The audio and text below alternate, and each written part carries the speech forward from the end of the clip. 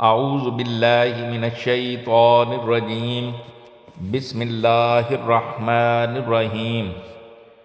حدیث نبوی صلی اللہ علیہ وآلہ وسلم۔ پہلی حدیث، حضرت عائشہ رضی اللہ عنہا نے حضرت اسما سے ہار مانگ کر پہن لیا تھا، وہ گم ہو گیا۔ رسول اللہ صلی اللہ علیہ وآلہ وسلم نے ایک آدمی کو اس کی تلاش کے لیے بھیجا، جسے وہ مل گیا۔ پھر نماز کا وقت آ پہنچا اور لوگوں کے پاس جو ہار کی تلاش میں گئے تھے پانی نہیں تھا۔ لوگوں نے نماز پڑھ لی اور رسول اللہ صلی اللہ علیہ وآلہ وسلم سے اس کے متعلق شکایت کی۔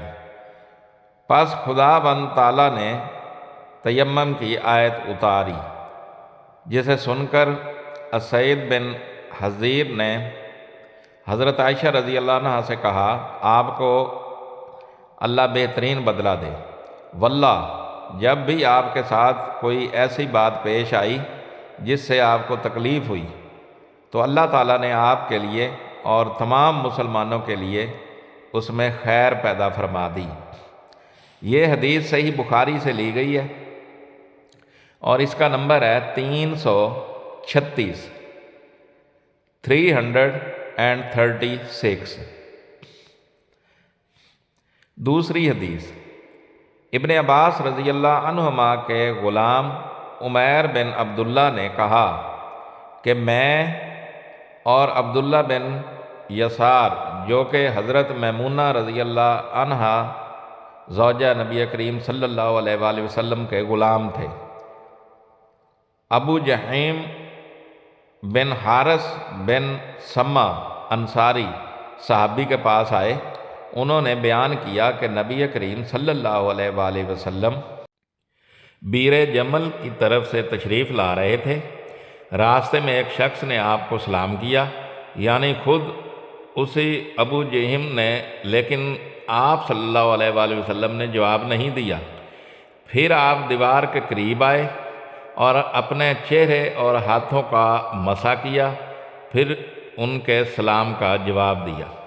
یہ حدیث بھی صحیح بخاری سے لی گئی ہے اور اس کا نمبر ہے 337 337۔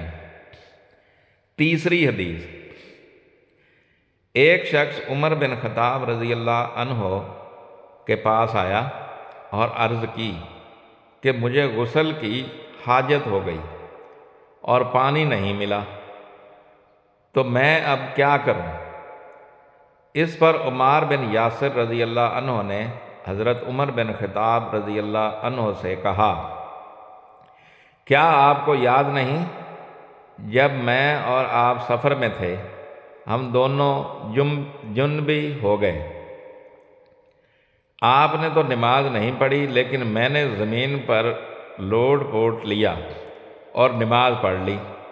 پھر میں نے نبی کریم صلی اللہ علیہ وآلہ وسلم سے اس کا ذکر کیا تو آپ نے فرمایا کہ تجھے بس اتنا ہی کافی تھا، اور آپ نے اپنے دونوں ہاتھ زمین پر مارے، پھر انہیں پھونکا اور دونوں سے چہرے اور پونچوں کا مسح کیا۔ یہ حدیث بھی صحیح بخاری سے لی گئی ہے اور اس کا نمبر ہے 338 338۔ چوتھی حدیث، عمار نے یہ واقعہ بیان کیا جو پہلے گزر چکا، اور شعبہ نے اپنے ہاتھوں کو زمین پر مارا، پھر انہیں اپنے منہ کے قریب کر لیا اور پھونکا، پھر ان سے اپنے چہرے اور پونچوں کا مسح کیا۔ اور نضر بن شمیل نے بیان کیا کہ مجھے شعبہ نے خبر دی حکم سے کہ میں نے زر بن عبداللہ سے سنا، وہ سعید بن عبد الرحمن بن ابزی کے حوالے سے حدیث روایت کرتے تھے۔ حکم نے کہا کہ میں نے یہ حدیث ابن عبد الرحمن بن ابزی سے سنی، وہ اپنے والد کے حوالے سے بیان کرتے تھے کہ عمار نے کہا جو پہلے مذکور ہوا۔ یہ حدیث بھی صحیح بخاری سے لی گئی ہے اور اس کا نمبر ہے 339 339۔ میری تمام دیکھنے اور سننے والوں سے گزارش ہے کہ میرے والدین، میرے بہن بھائی، میرے رشتہ دار اور میرے دوست جو اس دنیا سے جا چکے ہیں ان کے لیے مغفرت کی دعا کر دیں۔ جزاک اللہ خیرہ۔ دعا گو طارق سلطان شاہ ہاشمی۔